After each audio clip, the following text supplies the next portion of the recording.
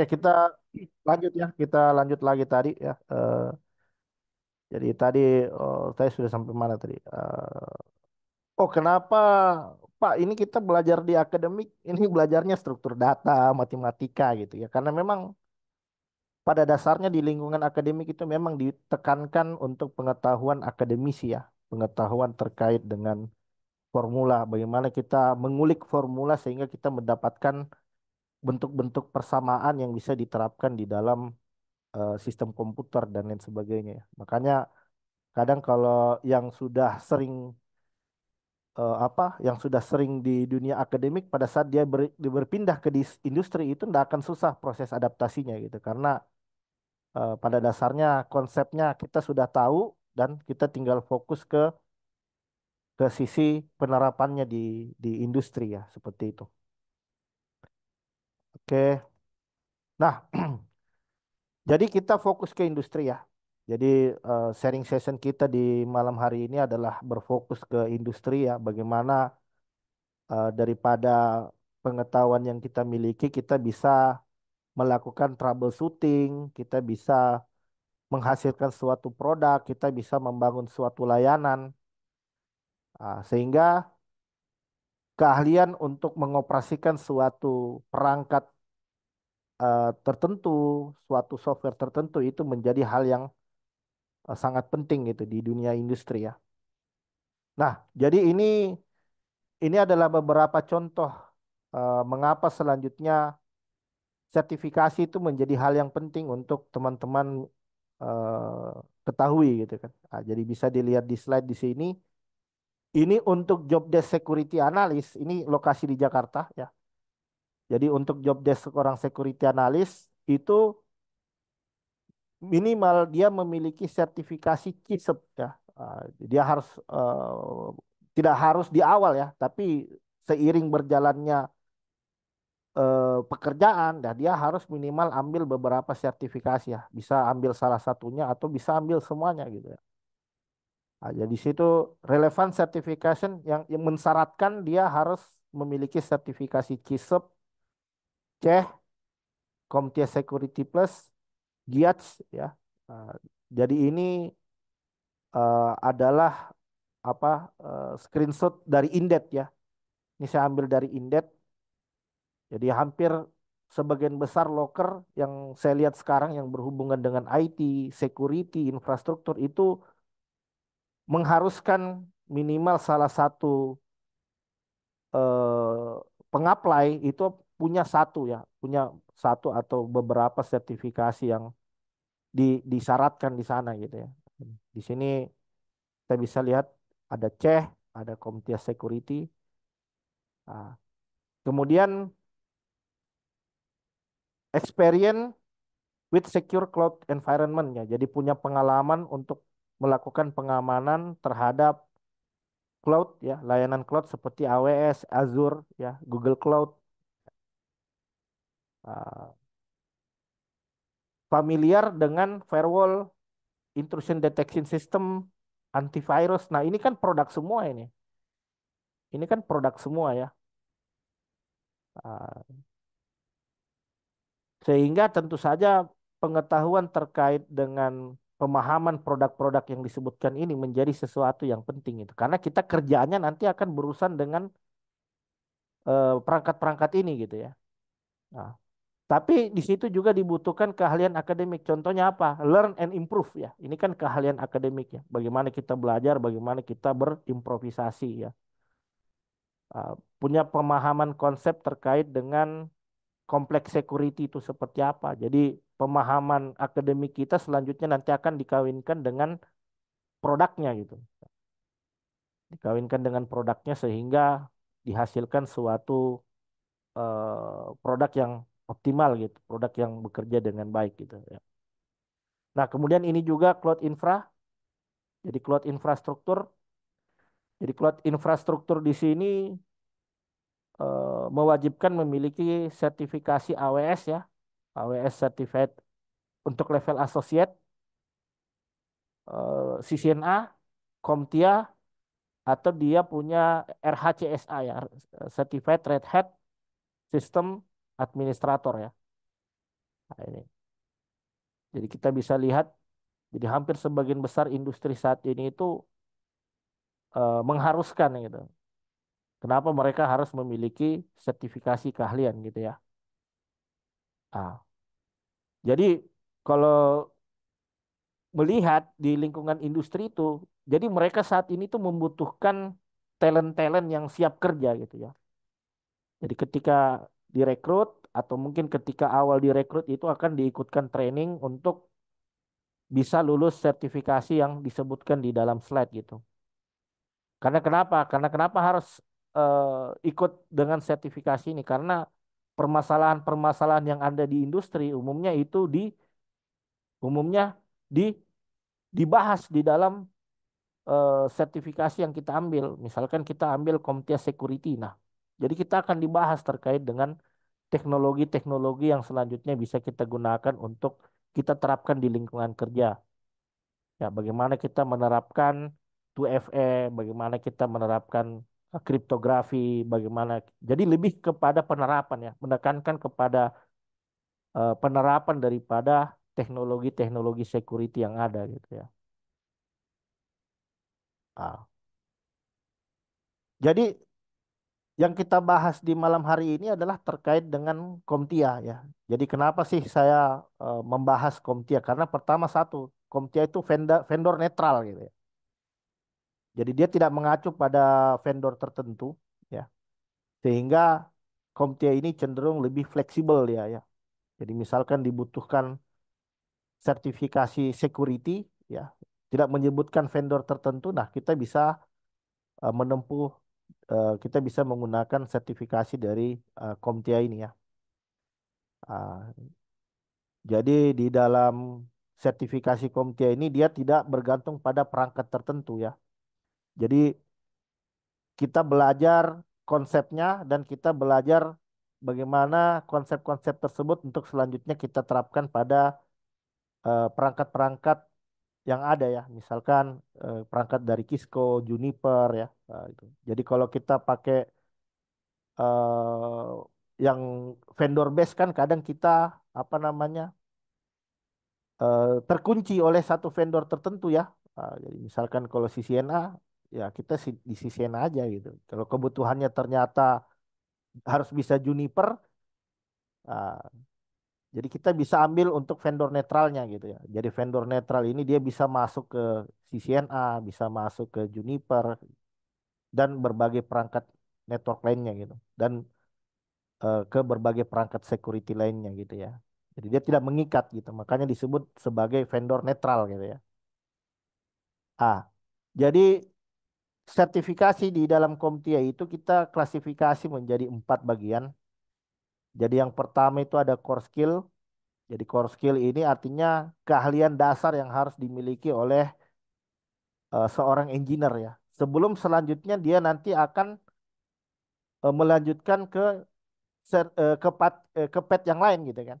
Apakah dia akan selanjutnya melanjutkan ke pet infrastruktur atau melanjutkan ke pet cyber security. Nah, ini jadi keahlian mendasar yang harus dimiliki oleh seorang engineer. Tapi ini tidak mengharuskan gitu. Kalau teman-teman ternyata udah punya pengalaman sebelumnya di security atau sudah punya pengalaman sebelumnya di network, udah punya sertifikasi CCNA, misalkan mau lanjut di CompTIA, nah jadi Anda bisa langsung lompat. Nah, Anda bisa langsung lompat, misalkan masuk ke infrastruktur atau masuk ke cyber security ya. Nah, tapi idealnya Anda bisa mulai dari core skill-nya dulu ya. Minimal bisa ambil salah satu lah dari core skill yang ada, kemudian selanjutnya kita lanjut ke pet berikutnya gitu ya. Nah, jadi ini kita akan bahas. Jadi di slide ini kita akan banyak bahas tentang core skill-nya. Sebelum selanjutnya nanti kita akan lanjut ke sertifikasi berikutnya ya. Nah, jadi misalkan kalau kita ingin melanjutkan ke infrastruktur, nah kita bisa belajar CompTIA Linux Plus ya. Nah, dari Security Plus sebagai core-nya atau Network Plus core-nya, kemudian kita lanjut ke Linux Plus ya, mempelajari terkait bagaimana mengelola infrastruktur di server ya. Jadi hampir sebagian besar server kan menggunakan OS Linux ya. Gitu. Kita belajar Linux ya. Jadi karena ini vendor netral, jadi belajar Linuxnya itu Linuxnya bisa macam-macam. Kadang belajar OpenSUSE, Fedora, kadang belajar Red Hat. Ya.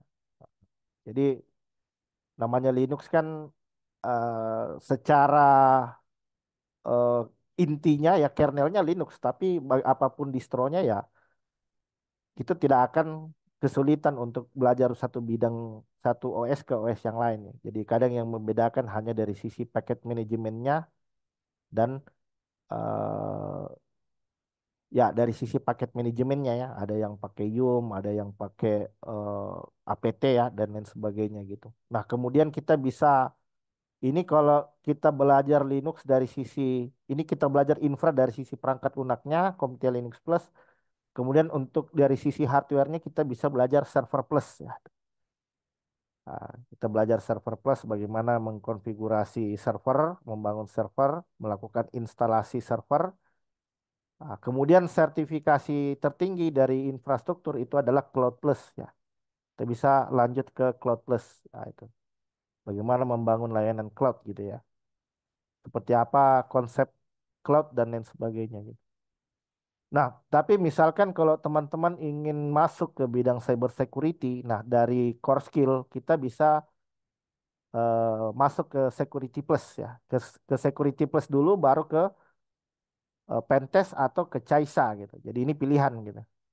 Jadi misalkan kalau teman-teman ingin masuk ke area white hacker ya, ethical hacker, masuk ke area pentest, masuk ke area offensive, ya itu bisa ambil pentest ya. Jadi kalau di pentest ini dia lebih berfokus pada bagaimana melakukan assessment terhadap vulnerability yang ada di sistem ya. Jadi kita cari celah sistem, cari celah yang ada pada network dengan menggunakan tools yang ada, dengan menggunakan berbagai skill yang ada untuk menemukan adanya celah gitu. Kemudian kita belajar juga bagaimana bikin reportnya dan lain sebagainya. Nah, kemudian ada CompTIA Caisa Plus. Jadi kalau Pentest Plus ini dia berfokus pada ofensif ya, dia berfokus ke menyerang. Sedangkan kalau yang Caisa Plus ini dia berfokus pada pertahanannya, berfokus pada defensif ya. Dia berfokus ke sisi defensifnya ya. Bagaimana kita melakukan pengamanan sistem agar sistem kita tidak diretas ya. Bagaimana membangun CM, membangun SOC ya, Security Operation Center, CM, bagaimana melakukan log analisis, forensik ya, dan lain sebagainya. Jadi di CISA ini lebih ke defensif dia ya. Sedangkan Pentest Plus itu lebih pada ofensif ya. Pentest Plus ofensif dan CISA Plus ini itu lebih ke defensif ya. Jadi mudahnya Pentest Plus itu red team ya. Nah. CISA Plus itu blue teamnya. Nah, itu. Nah, kemudian di atasnya di sertifikasi tertinggi di cyber security itu ada CASEP ya, CASEP Plus ya. Jadi kalau sekarang itu namanya Security X ya, CompTIA Security X. Jadi CASEP itu CompTIA Advanced Security Practitioner ya. Jadi CASEP ini eh, bisa kombinasi dari keduanya, bisa kombinasi dari Pentest Plus dan CASEP Plus atau bisa salah satunya gitu. Jadi core skillnya Security Plus, terus intermediate-nya Pentest dan advance-nya itu CASEP. Jadi bisa seperti itu. Atau misalkan Anda sudah menguasai di Pentest, penasaran nih saya mau belajar Blue Team, bisa ke CAISA. Jadi Anda bisa Red Team, bisa Blue Team. Itu. Terus lanjut di practitioner-nya ya, advance-nya itu. Ini untuk pet dari cyber security. Nah, kemudian ini yang professional skill-nya ada CompTIA Project Plus, ada Cloud Essential Plus, dan ada CTT ya. Nah, jadi kita akan berfokus untuk membahas daripada sisi core skill. Jadi di core skill ini ada apa? Di core skill ini ada CompTIA IT Fundamental. Jadi CompTIA IT Fundamental ini ditujukan kepada siapa? Ditujukan kepada orang yang mau mulai berkarir di bidang IT. Nah, jadi misalkan atau bisa juga non IT ya, misalkan dari keuangan atau mungkin dari manajemen, terus ingin switch ya, berpindah ke bidang IT. Nah, bisa mengambil Komtia IT, ITF ya, IT fundamental ya. Jadi seperti istilahnya fundamental ya. Jadi di Komtia ITF ini akan banyak belajar banyak konsep ya, banyak mempelajari konsep terkait dengan IT secara general ya. Jadi belajar software, belajar hardware, belajar security juga, tapi tidak mendalam. Tidak sampai ke praktikalnya, tidak sampai melakukan hands on secara advance ya. Ah, jadi ITF ini istilahnya starting pointnya bisa berangkat dari Komtia IT fundamental gitu ya.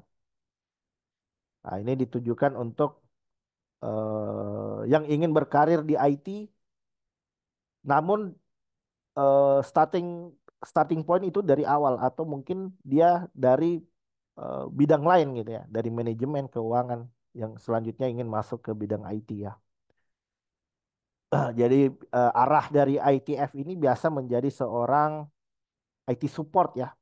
Jadi di ITF ini fundamentalnya, konsepnya. Kemudian nanti ada kita ketemu dengan Komtia A+. Jadi kalau A+ ini nanti lebih kepada praktikalnya. Jadi kita paham konsepnya di IT fundamental, kemudian nanti kita banyak lab, banyak experience di Komtia A+-nya gitu ya. Jadi ini yang dipelajari di dalam Komtia ITF. Kita belajar tentang konsep dan terminologi di dalam IT. Terus belajar juga tentang infrastruktur perangkat ya.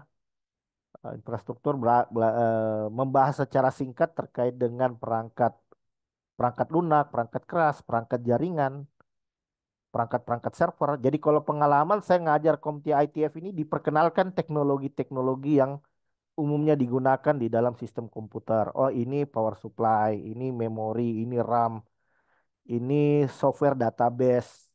Software database fungsinya untuk mengolah data. Terus kemudian ada eh, basic-basic security, bagaimana melakukan apa namanya, bagaimana menerapkan login ke dalam sistem operasi Windows yang kita gunakan, bagaimana mengaktifkan fitur login ke perangkat Linux. Jadi basic sekali ya.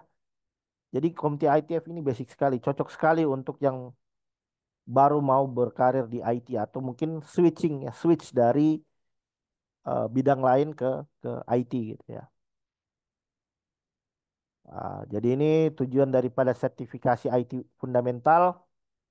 Jadi kita nanti akan diperkenalkan terkait dengan dasar teknologi informasi, kemudian jadi ITF juga menjadi dasar ya, dasar untuk melanjutkan ke sertifikasi berikutnya. Misalkan kita sudah paham konsepnya, terus mau mendalami ke praktikalnya, untuk menjadi seorang IT support ya, berarti kita bisa ambil Komtia A plus ya. Atau kita bisa dari core-nya dari ITF kita langsung lompat ke network juga bisa seperti itu ya. Jadi ini cocok untuk siswa pemula atau profesional non teknis yang ingin memahami teknologi secara mendasar. Nah, itu. Jadi kalau Anda ujian nanti ini adalah Komtia ITF objektif ya. Yang selanjutnya nanti eh, Anda akan ujiankan ya. Misalkan teman-teman udah belajar gitu kan. Jadi Komtia ini kan bisa self study dia ya. Bisa belajar mandiri gitu ya. Kemudian, oh saya cuman pengen ambil examnya doang gitu ya. Bisa self study atau mungkin melalui training juga bisa gitu. Anda tinggal join ke training center terus nanti ikut ujian atau bisa self study juga. Jadi Anda cuman butuh untuk beli e-booknya, beli bukunya, beli referensinya yang yang nanti akan diujiankan di dalam Komtia ITF ini gitu. Ya pendukungnya lah ya, file-file pendukung yang memudahkan Anda untuk proses belajar itu. Terus ketika Anda sudah siap untuk ujian, Anda ambil ujian Komtia ITF ya. Jadi untuk IT fundamental sekarang itu kode namenya adalah FC0 U61 ya. Ini yang terbaru. Jadi jumlah soalnya itu adalah 75 dan soalnya itu adalah multiple choice. Jadi tidak ada hands on, tidak ada praktikal, tidak ada. Nggak ada. Di sini multiple choice semua. Jadi ada pilihan ganda. Jadi ada soal, kemudian selanjutnya Anda pilih mana jawaban yang benar. Nah, itu multiple choice. Berapa lama durasinya? Durasinya 60 menit. Recommended experience ya. Jadi apakah pengalaman menjadi rekomendasi? Jadi tidak harus ada pengalaman sama sekali. No prior experience ya. No prior experience ya. Jadi passing score-nya di situ adalah 650. Dari total soal itu sebanyak 900 ya. Jadi kalau 650 ya minimal Anda benar itu ya 70% lah, 80% lah itu. Jadi ini objektifnya. Apa saja yang selanjutnya Anda pelajari untuk menghadapi ujian CompTIA ITF? Nah, Anda harus paham tentang konsep IT. Ya, istilah-istilah di dalam teknologi informasi ada apa? Ya, apa itu database, apa itu enkripsi, apa itu DHCP, apa itu apa namanya NTP, Network Time Protocol, apa itu VLAN, Virtual LAN, apa itu FTP, dan itu lebih banyak kepemahaman lah.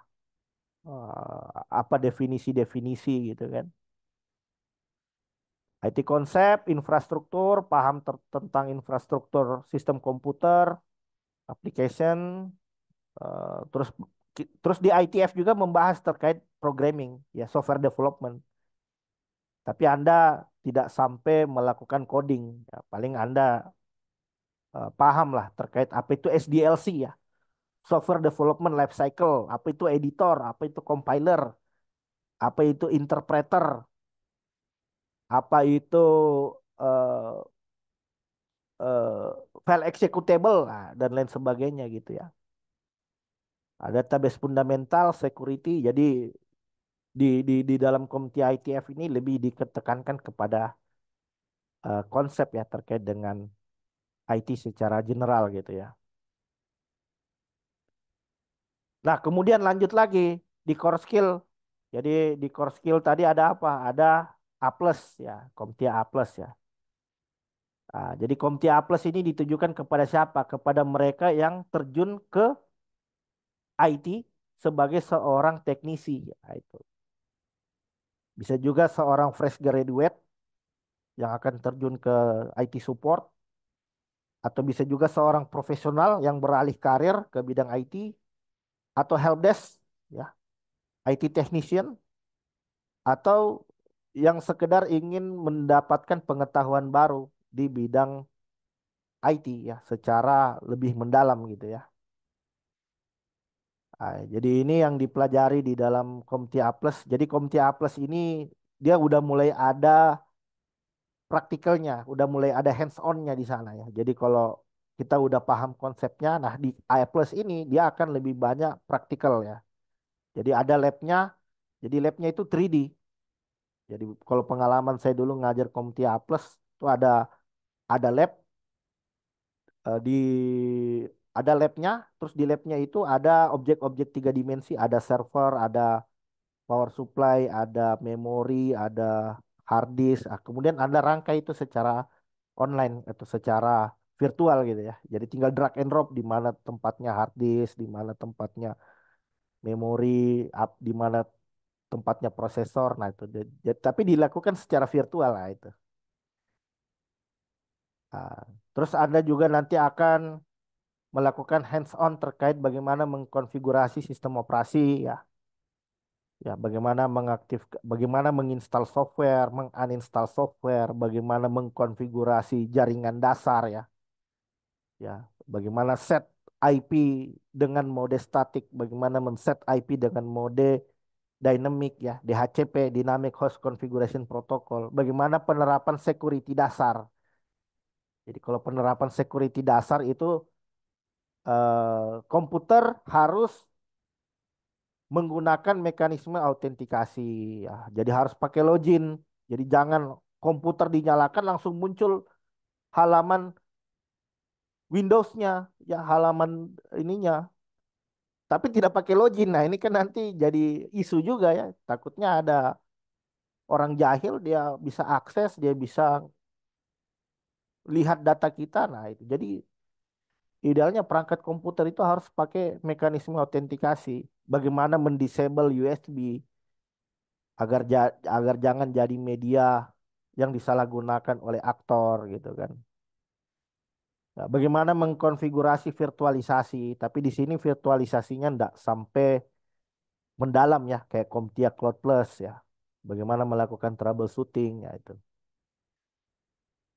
Software troubleshooting, hardware troubleshooting, dan SOP, ya, operasional prosedur ya, bagaimana mengeskalasi ketika terjadi trouble.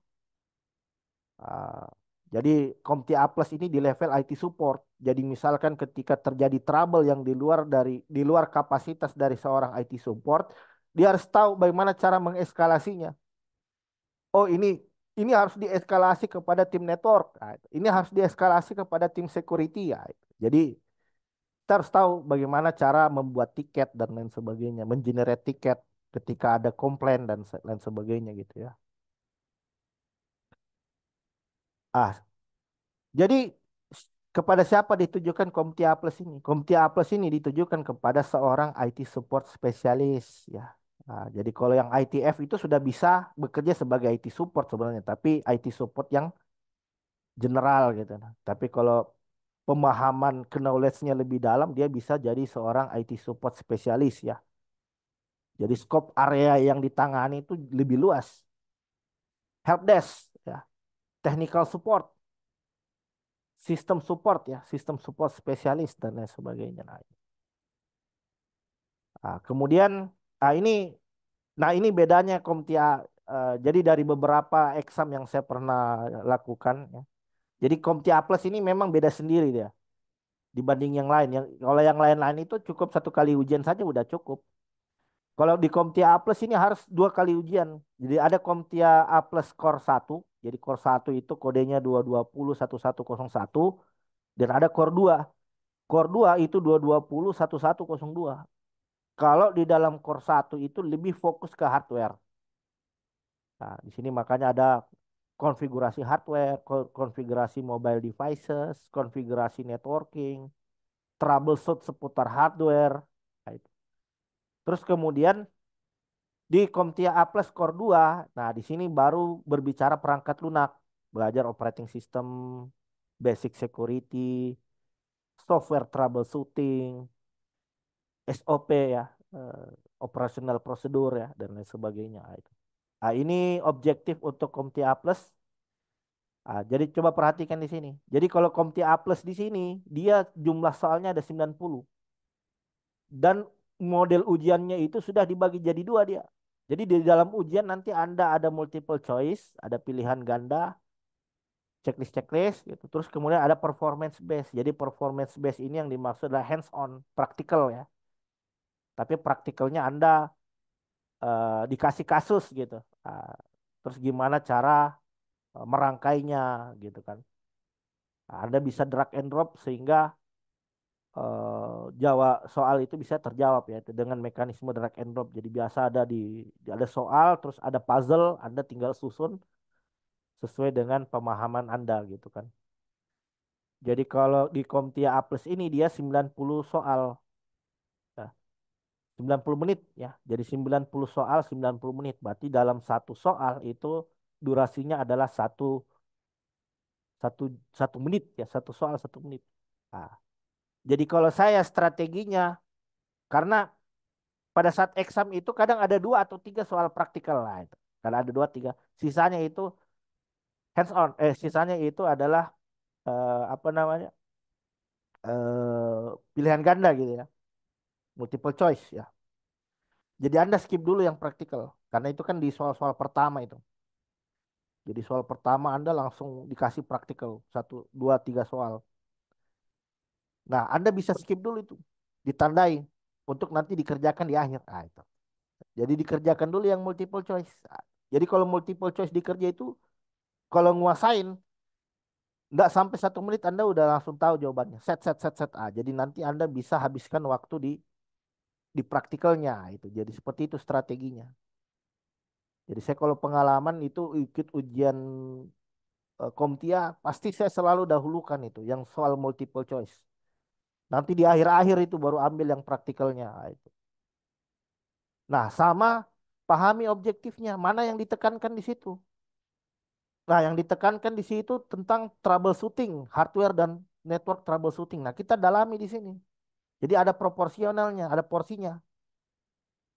Mobile devices 15%, networking 20%, hardware 25%, virtualisasi 11%, hardware dan network troubleshooting 29%. Dan jika dijumlahkan adalah 100%. Nah, jadi Anda harus bisa strategi supaya apa yang harus kita prioritaskan di dalam menyelesaikan examnya gitu ya. Nah, kemudian yang berikutnya CompTIA Network Plus. Jadi kalau Network Plus ini ada di level 3. Nah, di sini. Ah, ini di sini dia. Network Plus ya. Nah, jadi di Network Plus ini ditujukan kepada siapa? Network Plus ini. Ah, jadi Network Plus ini ditujukan kepada teknisi network. Bisa juga sysadmin.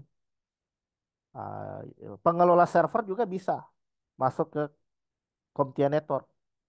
Atau dari IT support ya. Jadi yang sebelumnya dia bekerja sebagai IT support spesialis, terus ingin naik jenjang karir sebagai seorang network engineer, nah bisa ambil CompTIA Network Plus. Atau bisa juga orang network security, orang network yang nanganin security gitu ya. Yang monitoring net NOC ya, Network Operation Center ya, dan lain sebagainya. Ah, itu. Jadi apa yang dipelajari di CompTIA Network? Di CompTIA Network itu dipelajari tentang dasar jaringan ya.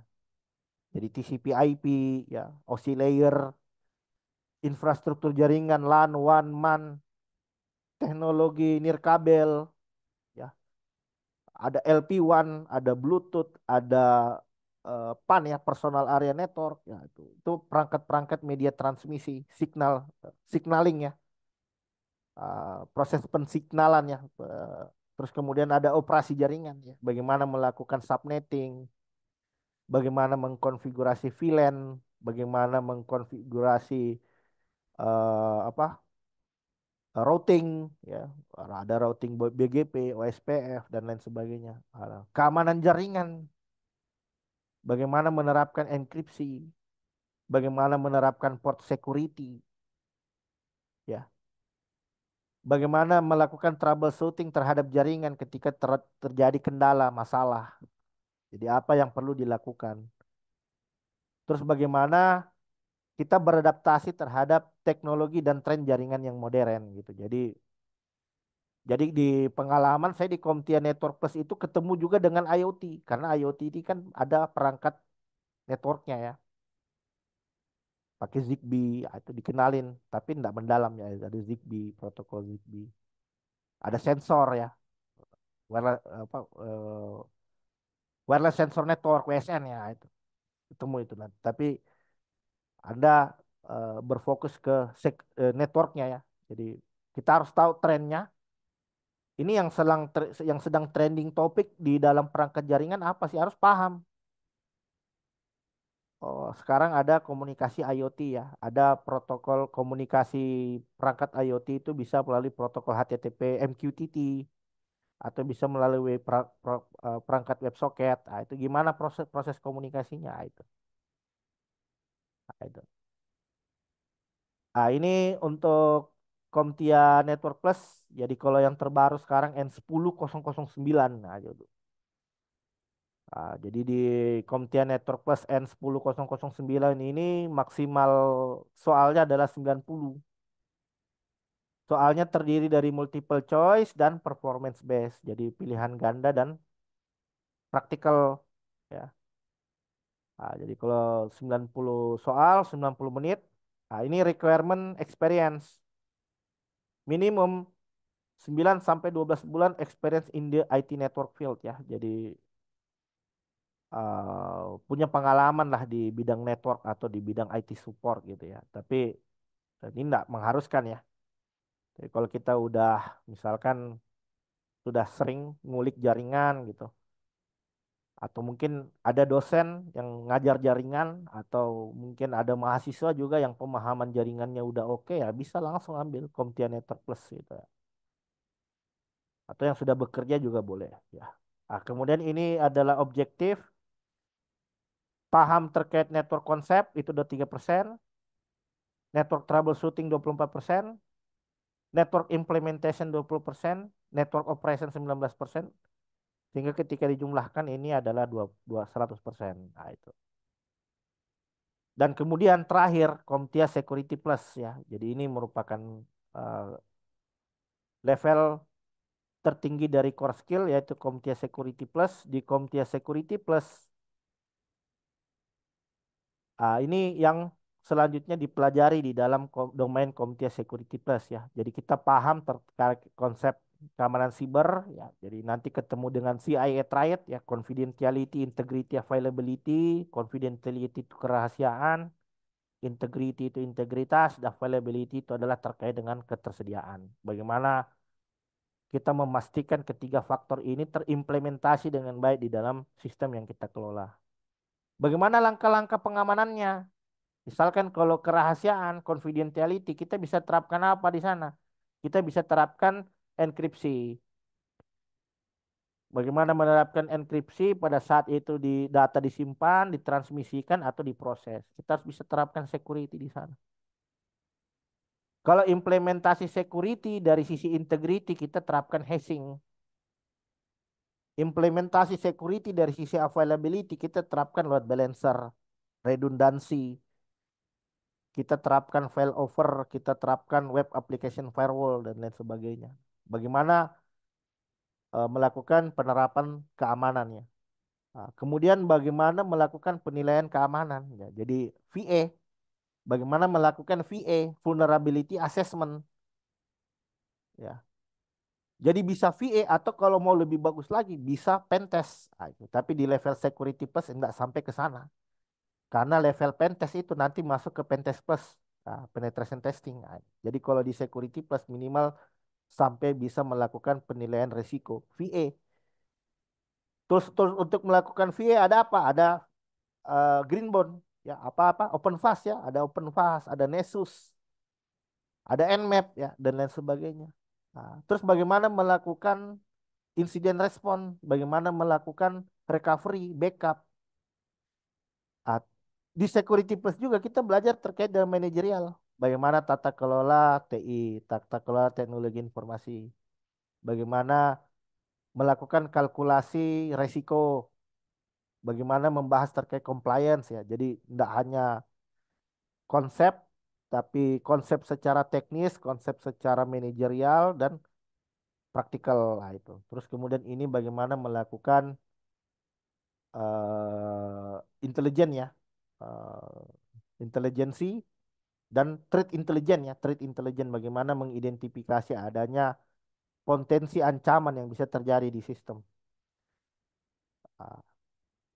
Ah, ini. Jadi CompTIA Security Plus ini bisa ditujukan kepada siapa? Kepada network security analyst ya. Jadi orang network, bisa juga orang SA ya, sistem administrator, bisa juga DevOps engineer, bisa juga digital forensic analyst, security consultant, security manager.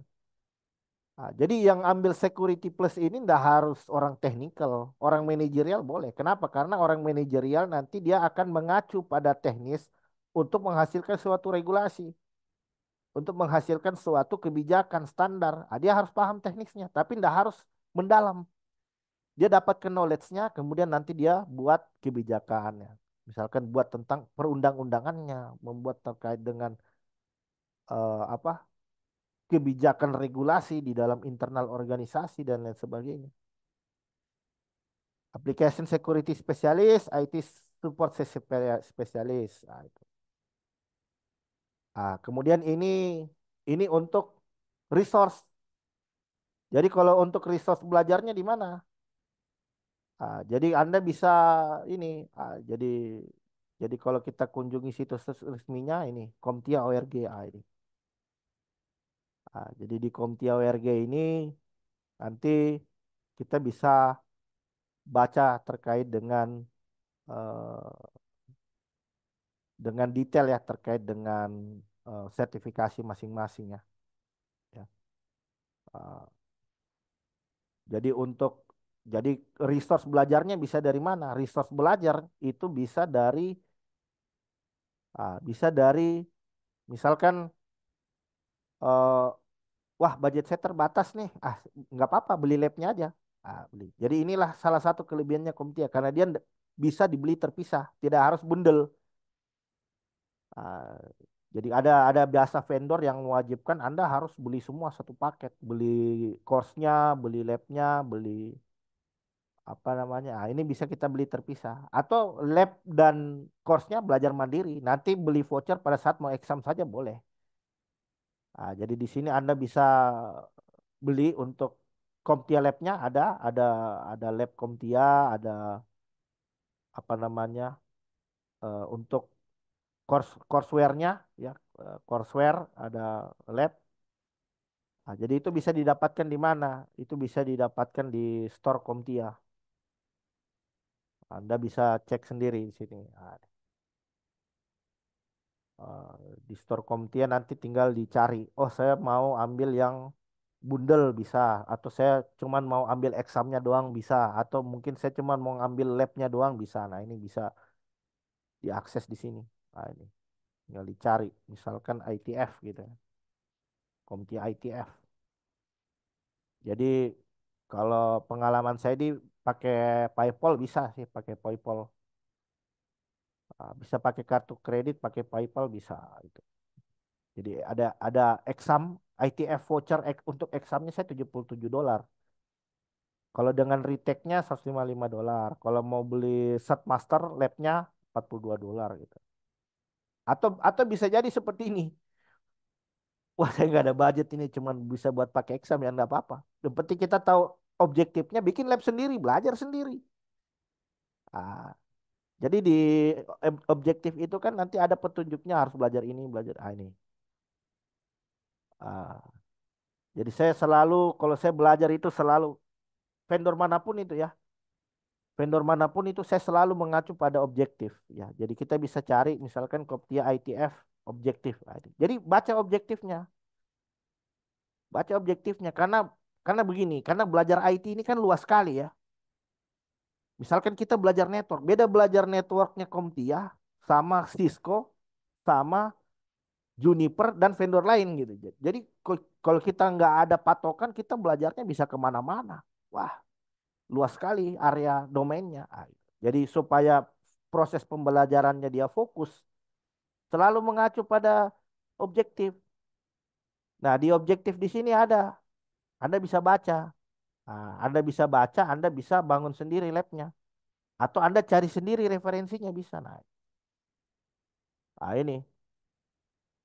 Ah, di bagian bawah, nah ini. Di IT konsep and terminologi ada apa? Belajar binary, belajar hexadesimal, belajar desimal, belajar ASCII, Unicode, terus di belajar data itu tipe data ada char, string, integer. Nah ini tinggal Anda dalami aja semua ini. Gitu. Tapi kalau mau yang lebih terarah, ya Anda bisa ambil untuk tadi, ya, jadi sisihkan ya, jadi sisihkan dana untuk beli e-book, dan atau kalau terpaksa nggak ada dana ya apa ya kita bisa ambil examnya aja atau bisa cari atau join di apa namanya di grup-grup gitu. Jadi saya selalu kunjungin LinkedIn itu di LinkedIn, terus join di halamannya Komtia itu mereka suka kasih voucher-voucher gratis. Voucher-voucher gratisan nah itu. Jadi bisa ambil redeem aja. Nanti nanti tinggal di redeem gitu. Jadi dapat diskon, kadang kadang free. Kadang dapat diskon bisa sampai 50%, kadang malah free. Jadi kalau saya sering dapat free. Ah, ini contoh sertifikasi dari Komtia ya. Ini eh, ini sertifikasi saya. Jadi saya ini untuk CASEP, Komtia CASEP Plus, ini Komtia Security Plus, ini yang Linux Plus. Jadi dia masa berlakunya 3 tahun. Jadi Anda setelah dinyatakan lulus, ada sertifikat, jadi nanti dikirimin fisiknya, sama dikirimin juga digitalnya. Gitu. Jadi nanti akan dikirimkan sertifikat fisiknya ke ini ke peserta yang sudah dinyatakan lulus. Ya, mungkin itu terkait dengan materi ya. Jadi kenapa sih saya bahas terkait dengan roadmap gitu? Karena ini sering timbul pertanyaan di grup, Pak, belajarnya dari mana? Pak, belajarnya dari mana? Belajarnya dari mana? Ah, itu. Jadi kalau sudah ada ini sudah jelas deh ya. Oh, saya bisa dari sini, dari sini, dari sini, dari sini. Ah, itu. Jadi diperjelas dulu arah kita nih mau kemana. Ah, setelah tahu, oh saya mau di infra. Ah, step by stepnya saya harus sampai di infra, saya harus melalui apa itu. Jadi bisa jadi tercerahkan dengan mendapatkan roadmapnya gitu. Jadi harus tahu roadmapnya biar proses pembelajaran jadi lebih terarah. Dan harus tahu objektif yang diminta daripada masing-masing ujian, daripada masing-masing bidang bidang ilmu yang ada gitu. Biar proses belajar Anda tidak kemana-mana. Oke, mungkin itu terkait dengan materi Komtia sertifikasi. Ah, silakan. Jadi kita materi malam hari ini enggak banyak, kita enggak ngulik gitu ya, atau nanti ngulik ada sesinya gitu. Kita ada nanti sesi praktikal dan lain sebagainya, dan menurut saya yang penting itu adalah jalurnya. Anda harus tahu jalur agar kita selalu on the track gitu ya, agar tujuan kita bisa tercapai gitu. Oke, mungkin itu saja teman-teman. Ada pertanyaan silakan, kita bisa discuss ya. Masih ada sisa waktu ya, kurang lebih sekitar 15 menitan lah. Malam, Pak. Ya, malam. Sebentar, Pak. Saya setting dulu. Oke. Ya. Sebelumnya, eh, terima kasih. Maksudnya udah ada Zoom lagi nih, Pak. Saya nungguin dari kemarin. Wah, Saya Fatia. Jadi sekarang posisinya saya tuh baru lulus dari kampus, cuman kerja secara online gitu udah 5 bulan. Cuman nggak berkaitan dengan jurusan saya IT. Ya memang sih apa eh, ya jadi batu loncatan juga gitu, Pak gitu. Nah, oke. eh, saya tuh emang dari dulu tertarik sama cyber security, Pak. Cuman memang kendala saya tuh saya nggak bisa belajar sendiri yang lewat online, Pak gitu. Terus eh, kalau misalkan lewat offline kan udah selesai tuh, Pak, kampus ya, Pak. Maksudnya Ya, kira-kira gimana ya, Pak? Maksudnya supaya bisa konsisten atau semangat atau apa gitu untuk bisa ya belajar lagi gitu loh, Pak. eh, Karena apa ya, suka pasang surut lagi gitu untuk eh, belajar yang itu kan susah banget, Pak. Apalagi teman-teman saya tuh pada hilang-hilangan kan emang banyak sih teman saya yang condong ke cyber security. Cuman memang mereka kan juga pasti sibuk, Pak gitu. Jadi gimana supaya saya tuh konsisten dan mungkin ke depannya juga kan mungkin saya nikah nanti, Pak. Dan andai kata suami saya mengizinkan sini kerja secara offline, saya punya basic dan itu kerja dari rumah gitu. Karena emang salah satu cita saya itu kerja dari rumah dan bagian cyber security. Apakah memungkinkan, Pak gitu? oh, oke, oke. Ya luar biasa ini. Hmm. Ya apa pertanyaan dari saudari Fatkiah. Jadi Ya, terima semangatnya kasih, Pak. pasang surut. Itu. Iya, Semangatnya pasang Pak. surut. Jadi begini, artinya yang namanya semangat pasang surut itu pasti ya. Saya juga kadang pasang surut juga gitu. Tapi biar biar pasang surut kita ini jangan terlalu lama, harus harus ada target, Mbak, yang harus dicapai. Jadi ada target jangka pendek, ada target jangka panjang. Nah, itu target jangka pendeknya apa dan target jangka panjangnya apa gitu. Jadi ketika kita surut nih, nah kita lihat target kita, oh saya belum capai ini, capai ini, capai ini. Nah, itu sangat semangat kita jadi muncul. Nah, gitu. Jadi misalkan Mbak mau ke security ya, saya ke security. Ya, tapi kan Mbak backgroundnya memang dari IT lah ya. Jadi Anda starting pointnya bisa ambil dulu Network Plus atau bisa langsung Security Plus bisa. Dari Network Plus ke Security Plus atau dari Security Plus langsung juga bisa. Kemudian nanti ketika sudah memiliki sertifikasi di bidang security, Anda bisa eh, Anda bisa apply sebagai seorang security engineer, tapi tidak bisa langsung online, Mbak. Hmm. Bisa sih langsung online, tapi tergantung dari perusahaannya ya. Jadi ada juga yang ada beberapa peserta yang saya training itu memang awalnya dia offline, tapi karena udah lama jalan 1 tahun 2 tahun, ah, pengelolaan infranya dia udah bisa dilakukan dari jarak jauh. Jadi tinggal remote aja karena pekerjaannya udah Istilahnya sebenarnya permasalahan dibolehkan kerja atau tidaknya secara online itu tergantung kepercayaan dari pihak perusahaan.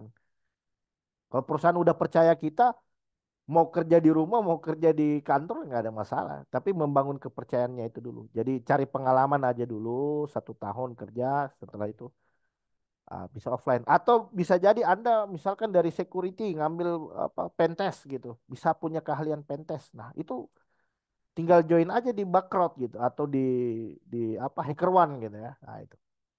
Jadi pernah ini Hacker One. Nah, saya tuh kadang kalau nggak ada kerjaan itu saya buka Hacker One. Kadang dapat $100, kadang dapat ya macam-macam lah. Tapi ya freelance ya. Ini kerjaan freelance dan apa namanya di sini itu Anda bukan pentester sebenarnya. Anda jadi bug hunter gitu. Anda jadi bug hunter, cari celah, terus kemudian setelah Anda dapat celah, Anda bisa report ya gitu. Jadi di sini tidak harus mengharuskan sertifikasi, tapi kalau Anda punya sertifikasi kan artinya Anda kredibel gitu. Anda dianggap sebagai seorang yang expert di bidangnya gitu ya. Dan biasa kadang kalau apa namanya, kalau terjun di project gitu kan, ada project-project ya itu mensyaratkan tenaga ahli. Tenaga ahli itu harus certified di bidang security, di bidang network gitu ya. Jadi kalau saya kalau sudah fix ya misalkan mau di security di pelan-pelan aja. Dan saya apa kalau pengalaman saya jangan cari kerjaannya dulu, kumpulin modalnya dulu. Kalau modalnya udah kekumpul, kita tinggal bangun portofolio, tinggal itu kadang-kadang ada saja sumber-sumber yang tidak kita ketahui ini tiba-tiba ngubungin kita. Karena kita ditahu punya punya kemampuan, punya sertifikasi, punya keahlian. Jadi bangun network, setelah punya sertifikasi, bangun network. Nah, terus nanti Anda tinggal menyesuaikan kira-kira apakah nanti ini selanjutnya akan mau online, akan mau offline. Tapi saya harus tapi berangkat dari base-nya dulu gitu. Kalau base-nya udah kuat, seolah seperti itu Mbak ya.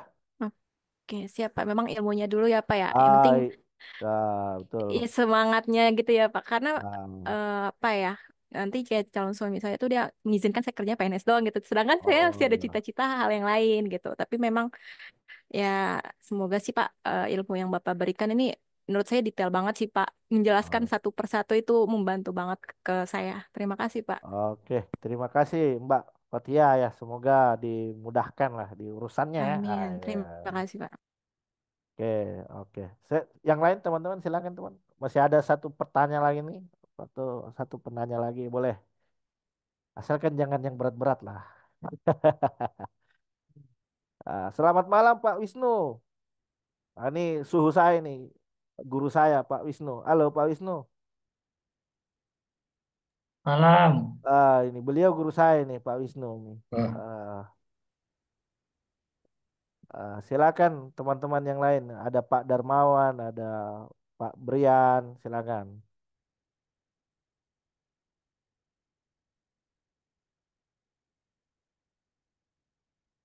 Ah, jadi kalau pengalaman saya sih sebenarnya apa kita coba inilah ya yang namanya belajar itu kan pertama satu konsisten dan kedua itu modal. Jadi modal ini sebenarnya kadang kita semangat tapi modalnya nggak ada. Kadang kita ada modal tapi semangatnya nggak ada. Jadi kalau saya tuh bisa apa namanya kita sambil belajar sambil menyisihkan gitu. Sambil menyisihkan biaya. Misalkan tadi Komtia ITF itu kan $77 ya. Oh gaji saya sebulan itu misalkan 2 juta atau 3 juta. Nah dari kita sisihkan untuk kebutuhan sertifikasi. Jadi dalam 1 bulan itu kita harus ada pencapaian. Pencapaiannya itu kita tidak harus certified, tapi paling tidak kita menguasai satu bidang ilmu tertentu gitu. Jadi logika saya bagaimana kita mau mengapply gitu. Kalau kita sendiri tidak yakin dengan keahlian kita. Apalagi ini kan negara administrasi ya harus selalu dibuktikan dengan sertifikasi, harus dibuktikan dengan keahlian. Jadi jika eh, keahlian kita sudah oke, kita butuh validasi, ya kita bisa ambil sertifikasi. Jadi ini opsional sih sebenarnya. Ada perusahaan tertentu yang mewajibkan kita harus certified, ada perusahaan tertentu yang apa dibutuhkan suatu keahlian gitu. Nah, jadi untuk sertifikasinya itu bisa belakangan, tapi keahliannya dulu, skillnya dulu yang harus kita bangun gitu. Kalau udah pede baru kita sertifikasi. Jadi sertifikasi itu tujuannya untuk validasi begitu bahwa kita ahli di bidang itu, bahwa kita memiliki kemampuan untuk menghandle network, untuk menghandle security ya, dan lain sebagainya gitu ya.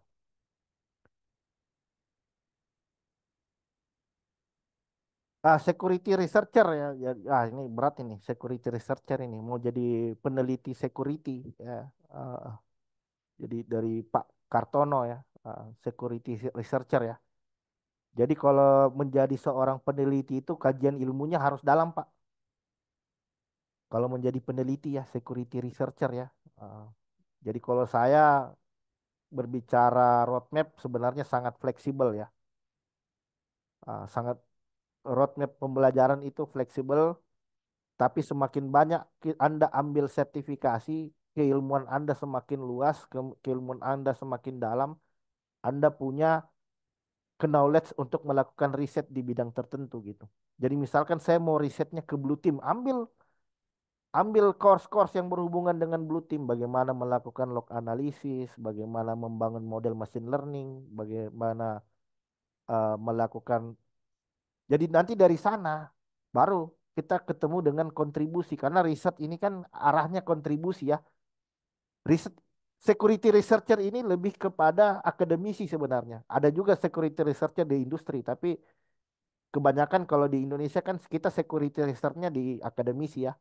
Bagaimana menemukan kontribusi penelitian untuk dipublikasi di Scopus, di jurnal internasional, nasional gitu. Jadi kalau saya berbicara Anda bagaimana roadmapnya mau jadi security researcher itu lu apa saya nggak bisa patok Anda harus ambil sertifikasi A B C D E gitu. Anda bisa dengan apa namanya mendalami bidang Anda saat ini. Oh saya sekarang security-nya di manajerial atau mungkin saya security-nya di bidang pentest gitu ya. Anda pelajari itu ya. Ada course-course tertentu yang membahas tentang red team, tentang apa namanya ofensif yang tentang pentest Anda dalami. Bisa jadi mungkin Anda setelah mendalami Anda mendapatkan insight pengetahuan untuk menghasilkan suatu metode pentest yang baru gitu. Karena researcher ini kan pasti arahnya penemuan ya. Arahnya penemuan. Jadi kalau mau menemukan kita nggak bisa batasi dong ke knowledge-nya sampai sejauh mana. Apalagi Anda levelnya mau di security researcher gitu, penemu apa riset di bidang security ya. Jadi kalau kita cek itu di CVE ya, Common Vulnerability Exposure itu kan hasil temuan-temuan dari security researcher. Mereka temukan ada celah di aplikasi A, aplikasi B, aplikasi C. Jadi untuk menemukan celah di bidang aplikasi itu artinya apa? Artinya Anda harus ahli dong di bidang reverse engineering. Anda harus ahli dong di bidang apa namanya? Exploit. Anda harus ahli dong di bidang melakukan vulnerability assessment, melakukan pentest, melakukan exploit dan lain sebagainya. Ah, Jadi beda halnya kalau Anda katakan, Pak, gimana roadmapnya kalau saya mau jadi security analyst, itu udah jelas ambil ini A, B, C, D. Tapi kalau security researcher ini memang luas sekali skopnya dan dalam. Jadi kalau saya ditanya security researcher ya, perbanyak knowledge aja, ya, perbanyak knowledge dan ya itu tadi dalami satu bidang nanti dari sana kita bisa menemukan suatu pengetahuan baru gitu. Mungkin seperti itu Pak ya, Pak Kartono. Apakah pertanyaan saya bisa menjawab Pak Kartono? Halo,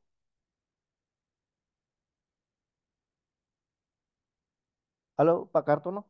Oke, terima kasih Pak Kartono. Sama-sama Pak. Oh ya Pak ya. Ah, eh, oke, terakhir ya, Mas Anggi Prayitno ya. Izin tanya Pak, untuk menjadi red team apa saja yang perlu dipelajari dan roadmap untuk sertifikasinya? Oke, saya bisa ini ya.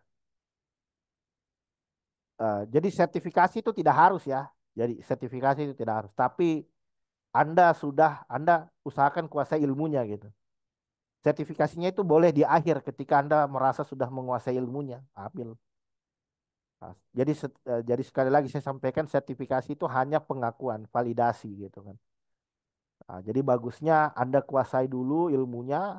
ah, Kalau mau validasinya baru ambil sertifikasinya, nah gitu.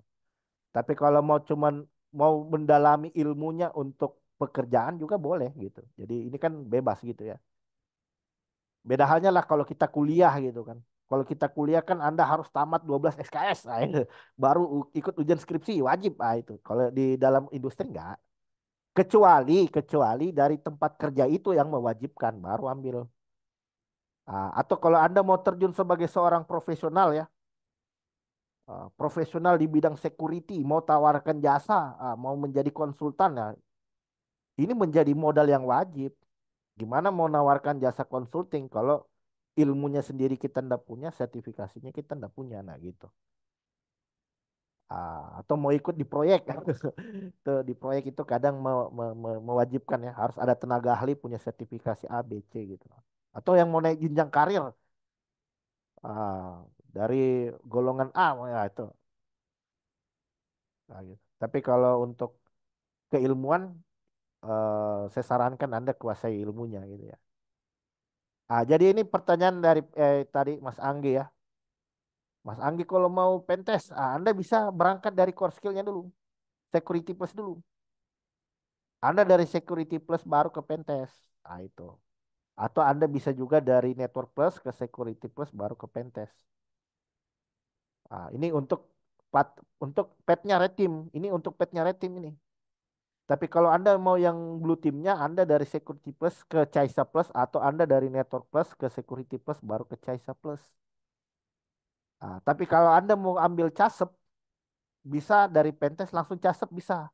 Cuman pertanyaannya casep ini, kalau pengalaman saya ujian casep, kalau pengalaman saya sendiri ujian casep, itu dia perkawinan, perkawinan antara red team dan blue team, terus ada manajerialnya. Jadi makanya kalau kita ndak apa namanya ndak punya pengalaman di Caisa juga agak ribet juga gitu. Jadi makanya di sini kita lihat ada dua garis yang apa namanya yang saling ini kan gabung di sini. Karena kenapa? Karena di Casep ini memang dibutuhkan keahlian Pentes dan Caisa. Harus red team, blue team dan manajerial di Casep ini. Ah, jadi boleh tidak ini sekaligus menjawab pertanyaan saudara Leonardus. Boleh, boleh. Langsung ke Pentes atau ke Caisa boleh, boleh. Jadi saya ada apa? Saya pengalaman pernah ngajar apa? Jadi dia udah kerja, udah Pentes malah, udah pernah Pentes malah, udah pernah kerja sebagai pentester, tidak, tapi tidak certified, udah kerja atau pernah jadi bug hunter juga, tapi belum certified. Tapi dia udah punya knowledge-nya. Terus mau langsung ambil pentest boleh. Berarti kan Anda sudah ada pengetahuan tentang security, pernah melakukan pentest juga, bisa langsung ambil, boleh.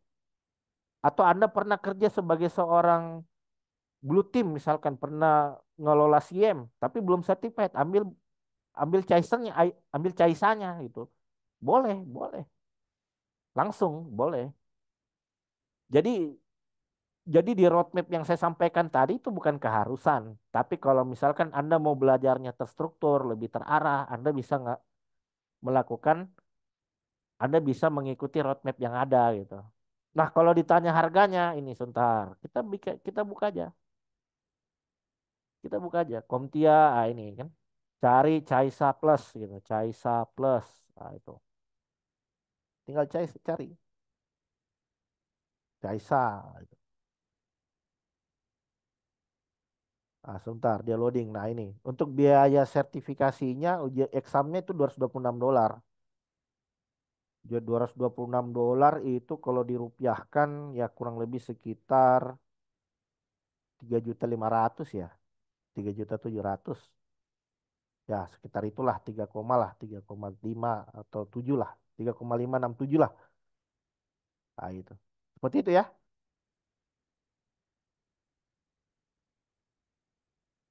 Halo, Leonardus, udah terjawab ya?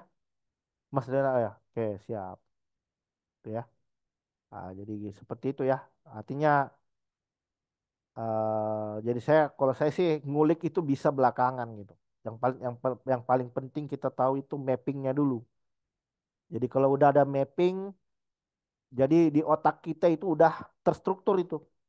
Oh, saya ambil ini, ambil ini. Jadi belajar itu udah kayak anak tangga gitu. Belajar itu harus seperti melalui anak tangga. Kita harus step by step gitu kan. Jadi misalkan kita udah yakin nih, oh core skill saya udah mantap, IT fundamental saya udah oke, apa IT fundamental application saya di A plus udah oke, network plus oke, ah, langsung aja. Nah, gitu. Jadi nggak ada patokan. Anda misalkan ambil CCNA ya, CCNA apa? Cisco ya. Cisco kalau nggak salah ya, ini mohon dikoreksi ya kalau saya salah ya, mohon dikoreksi. Kalau nggak salah Anda bisa langsung CCNP. Anda bisa langsung CCNP tanpa CCNA. Tapi CCNP-nya Anda double. Jadi mau nggak mau Anda harus belajar yang CCNA. Tapi nggak harus certified. Tapi kalau udah ready langsung CCNP boleh. Gitu ya. Nah, tapi kalau CCE setahu saya memang harus harus CCNP dulu, baru CCE. Tapi kalau dari CCNA bisa langsung CCNP bisa. Kembalikan ke diri masing-masing lah. Oh, saya mampunya lompat sekian segini ya tuh. Jadi, tapi kalau ternyata oh kemampuan saya segini ya segitu aja dulu, sambil pelan-pelan gitu.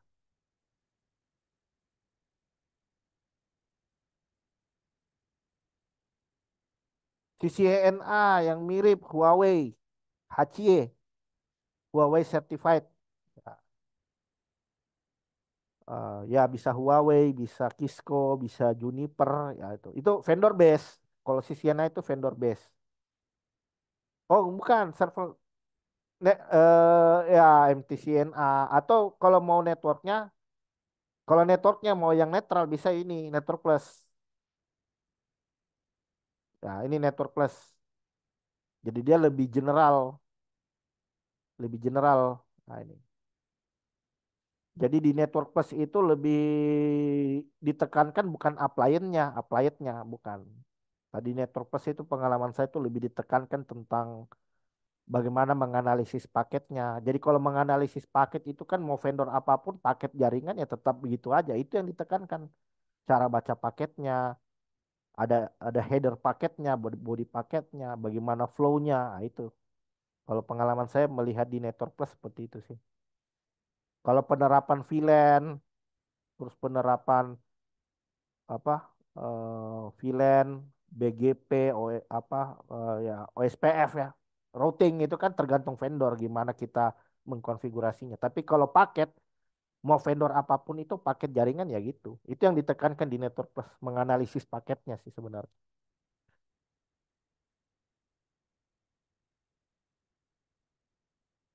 Pas saya udah main MTCNA, MTCRE, bagus kejar sertifikasi apa, sertifikat apa. Begini Pak, kebutuhannya. Jadi permasalahan sertifikasi ini kebutuhan. Kalau saya, misalkan saya harus ngambil sertifikasi karena ngajar. Dan kadang juga karena disebabkan oleh proyek. Proyek tertentu mewajibkan harus sertifikasi ini saya ambil. Atau karena diwajibkan ngajar ini harus certified di bidang itu. Jadi orientasinya kita dulu gitu. Kalau saya mau ngambil sertifikasi itu kembalikan lagi ke tujuan kita apa. Takutnya sertifikasi ini kan biaya mahal, Pak. Itu keluarin biaya loh, Pak. Itu kalau udah sertifikasinya nggak kepake kan sayang gitu ya. Jadi kalau saya harus sesuai dengan kebutuhan, biar kita keluar budgetnya juga balance dengan apa yang kita dapatkan gitu. Biar nggak nganggur, sertifikatnya nggak nganggur. Atau ambil sertifikasi karena Anda mau naik jabatan, nah itu bagus. Tapi kalau tidak ada orientasi, ya boleh. Tapi kalau memang hobinya ngumpul sertifikasi, ada duit, kemauan belajar juga besar, ya bagus, ambil aja. Saya dari kalau kalau udah mikrotik, misalkan sukanya dengan yang vendor base, ambil lagi Cisco boleh, ambil lagi Juniper boleh, ambil lagi Huawei boleh. Jadi semakin luas domain kita, semakin besar peluang kita untuk mengkonfig suatu perangkat. Eh, Syaratnya untuk mengkonfig perangkat server harus certified Huawei. Ya, karena kebetulan kita CCNA punya Huawei juga, berarti kita punya peluang. Nah, gitu. Jadi sertifikasi ini hanya membuka peluang. cuman membuka peluang. Terkait dengan skillnya ya kembalikan ke diri masing-masing. Ya betul Pak, kalau saya IoT security itu dua bidang ilmu yang berbeda Pak. Jadi harus punya knowledge-nya, punya knowledge di security, punya knowledge di IoT Pak. Karena itu ada domain yang istilahnya sama-sama dalam gitu. Jadi Anda bisa berangkat dari security-nya dulu baru IoT atau Anda bisa berangkat dari IoT-nya dulu baru security. Karena kalau kita belajar IoT ini aja IoT itu perkawinan tiga bidang ilmu, Pak. Ada networknya, ada hardware-nya, ada software-nya. Itu aja sudah luas. Nah, itu. Jadi kita bisa fokus dulu di satu bidang. Kalau saya udah oke di IoT-nya, baru kita ambil security-nya. Atau kalau kita dari security udah mantep, kebetulan suka ngulik hardware, elektronika, ambil IoT. Ya. Nah, jadi kalau udah IoT security, wah udah mantap. Nah, itu. Peluangnya besar, Pak. Pengalaman saya di industri itu IoT security besar peluangnya. Karena produk-produk ya riset-riset produk atau apa lakukan uji security ke perangkat IoT. Nah, itu. Ah. Oke, gini ya, Pak Kartono ya. Izin tanya Pak, saya masih dilema apakah harus benar-benar mempelajari pemrograman Python, C, assembly, shell scripting, dan lain terlebih dahulu untuk melakukan pembuatan tools tertentu dan kebutuhan pengaplikasian dalam pentest. Lalu ke tahap untuk mempelajari teknik metodologi offensif, defensif, atau saya pelajari secara bersamaan sedikit demi sedikit. Aduh, ini bikin tools Bapak ini. Ah, ini. Jadi kalau saya ya karena kalau bikin tools ya mau nggak mau harus kuasai programming Pak. Udah pasti itu ya. Dan bikin bikin sekarang pertanyaannya begini, bikin toolsnya pakai apa dulu? Karena kan nggak mungkin bikin tools pakai semua bahasa itu. Ah, jadi kita fokus ke satu bahasa programan tertentu, terus kemudian kita dalami ilmunya. Misalkan untuk membuat tools seperti apa namanya, Wireshark gitu kan, bikin pakai Python misalkan. Nah, kita harus paham apa namanya paket flow-nya ya. Jadi kalau bikin aplikasi yang berbasis network itu ya kita harus paham networknya, flow-nya gimana, terus bagaimana komunikasi protokol, ada protokol WebSocket ya, itu gimana, paketnya gimana, paket TCP gimana, UDP gimana. Jadi bisa belajar dari programming dulu, setelah programming paham, belajar lagi network.